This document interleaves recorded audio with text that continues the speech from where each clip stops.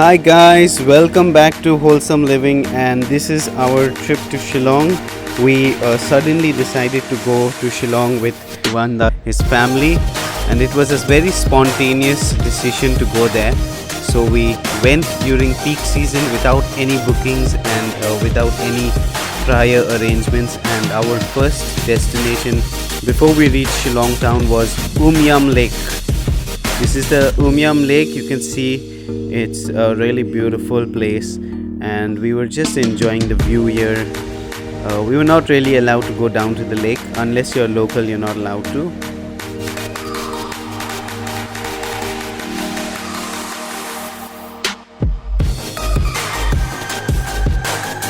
We reached Umyam Lake at around 12ish, and then we were off to find a place to stay. We'll show you the place where we stayed at in a while, but in the evening we took a stroll down to Police Bazaar, which was just a few minutes away, and we kind of just went for some local shopping.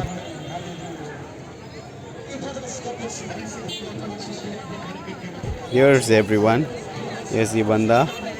So we enjoyed in Police Bazaar, very crowded. It's the heart of Shillong town.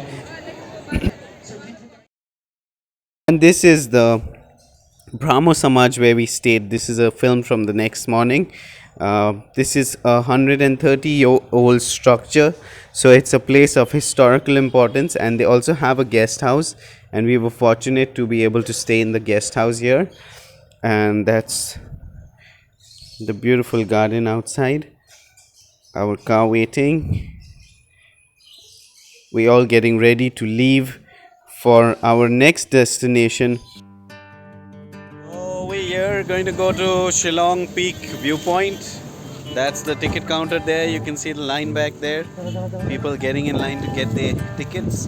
50 rupees per person, and you got to keep your private car back there in the parking lot, and you got to take their car. It's just maybe to promote the local employment or something like that. And it's 20 rupees for kids above 5. So we're ready. Everyone's ready, getting out of the car, and we got a car waiting somewhere back there. One of those cars will be taking us. So see you at the top. Now the weather's clearing. So there's a telescope here. You can view it for 20 rupees for a minute. Well, when we were at the boarding point, it was really foggy, and we thought that our luck would be pretty bad when we reached Shillong Peak because of the fog all around. But by the time we drove up to the Shillong Peak and were past the military checkpost, we were lucky that a really good wind was blowing, and a lot of the fog actually got blown away. So we got a really decent view of Shillong town from Shillong Peak. All the souvenirs and the nice local made shawls. Koti, kitna? 800. I think it's really good. Nice. Very. Kam bhi hoga. She says you can bargain. It's good price. And here you got earmuffs. Ooh. How much for these earmuffs? 100. Okay, nice. And these? All handmade. Very nice. Very nice. Okay. And these ponchos? Different rates. Okay. Okay, nice. Thank you. The fog-filled background. This was our next stop. It's the Air Force Museum. Shillong has a Air Force base here, and because we're so close to China and stuff like that, this Air Force base is here, and it's really protected. But the museum has free access to the public, so we were allowed to get in and film. Of course, they were very strict about filming. They didn't want us to film the road, the entryway in, so they told us you can just get into the museum and film, but you can't film the road and the entrance and stuff like that for security reasons.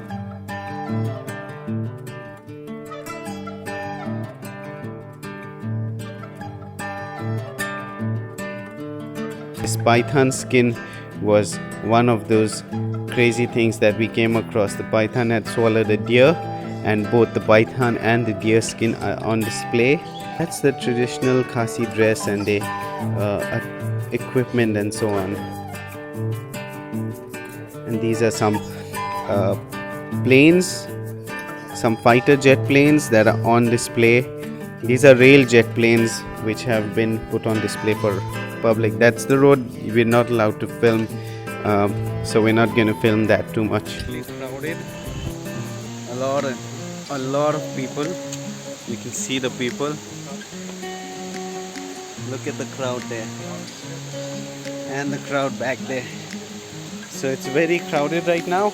This is the Elephant Falls, and these Elephant Falls, they got the name from the British time. During the British time, there was a really big rock which looked like the back of an elephant, or it was really huge, and so this falls got the name Elephant Falls because it was situated very close to this big rock. It's crazy and it's steep.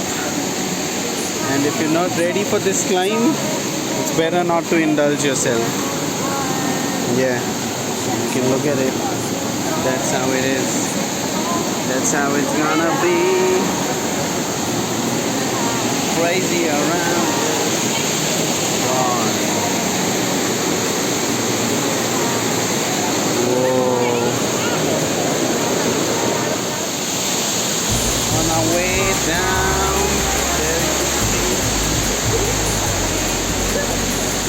There's Oli waving, and that's the fall, man. And there's a lot of spray from the fall. You can see it's like it's raining here. It's just a spray from the falls. That's it. You can see it's like it's raining here. So it's good. A little bit of water. Say hi, Amos.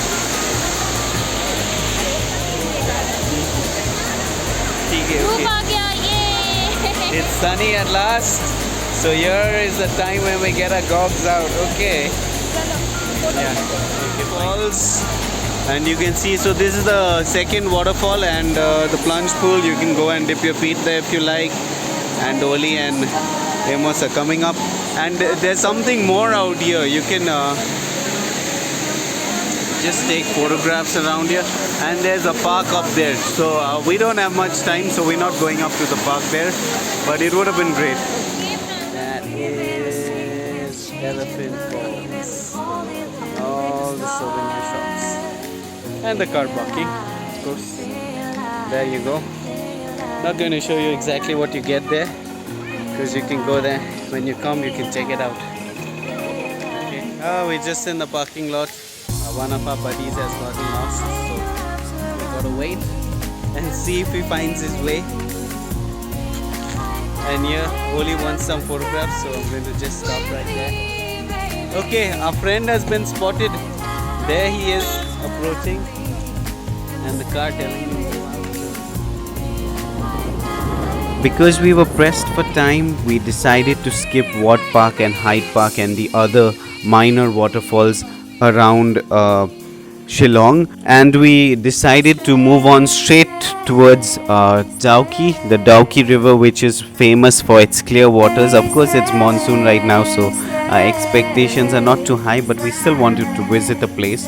So we're driving around 75 kilometers down to Dauki, and we'll also be going to the world's cleanest village. So we kind of prioritized where we wanted to go, and you can see it's been so foggy, and the fog has been clearing in between and again trying to catch up with us, and it's just like we're playing a game of hide and seek, and the fog just keeps trying to find us, and we just keep trying to run off from it.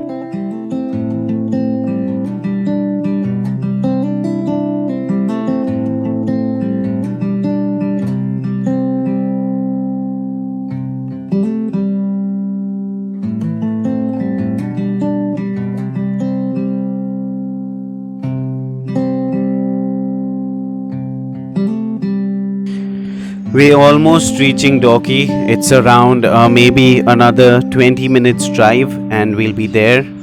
We're looking forward to it. The weather has really cleared. It's like the weather now is on our side. There's the Doki River. You can see a lot of boats from up here, and there are some really steep stairs going down. Okay, so we're on the Dauki River. You can see our boatman back there. He's taking us at a really good pace. And that's Oli. She's enjoying. Say hi. And she's really scared, so we had to literally wait for a long time for this boatman to come who had life jackets. Otherwise, Oli was not wanting to sit on these boats. So finally, we are in this river. Yeah. And he's enjoying back there, taking us for an hour. So he will take us for an hour around, and then we will see what we can do. You can see that's the bridge, the Dauki River, the bridge over the Dauki River. And back there you can see a lot of boats back there. So we enjoy. These are just the locals enjoying their fishing and their little camps just to take a nap or what, I don't know. They're baiting fish. Don't, if you shake then. Okay, and we got some people in front.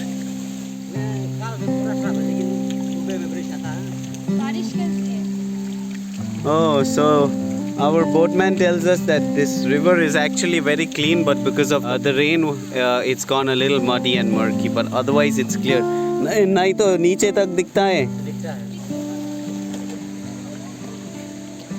So, although we were a bit disappointed about the Doki River being so murky, we were still really pleased and delighted to be on the river, and we really had a lot of fun talking to the boatman and watching everything that was happening around. And it would have been fun if we could have stayed another day here or maybe a night here, but there's camping and stuff like that that happens around here. But since we were kind of needing to return in a day or two, so we decided that we'd head towards Nong, which is the place where the world's cleanest, Asia's cleanest village is. And I keep saying the world's cleanest village, just, if you say it 1,000 times, it might actually become true. So hopefully one day that'll be the world's cleanest village, although it's the top one in Asia right now. There's a nice, strong, cool breeze blowing. That's the village of our boatman. He said that we are welcome there also. Very kind fellow. I just took a stroke at rowing, and Oli was really scared. She thought I'm going to topple the boat over. It's a lot of fun to row. It takes a little skill because there's a knack that you're going to have to doing it right. The original Dwaki boating place on that side. And there's Bangladesh. And there's a third one. And that's the one we came from.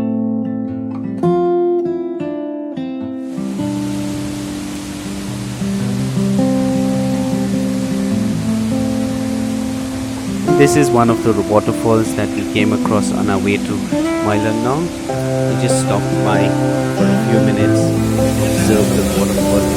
One of those really beautiful waterfalls. Just big gushing water. It looks like there's milk flowing down the mountainside. And those are the Bangladesh plains. We are heading to Nong, Asia's cleanest village, and we'll catch up with you from there. That's about it for our video today. Thanks for watching till the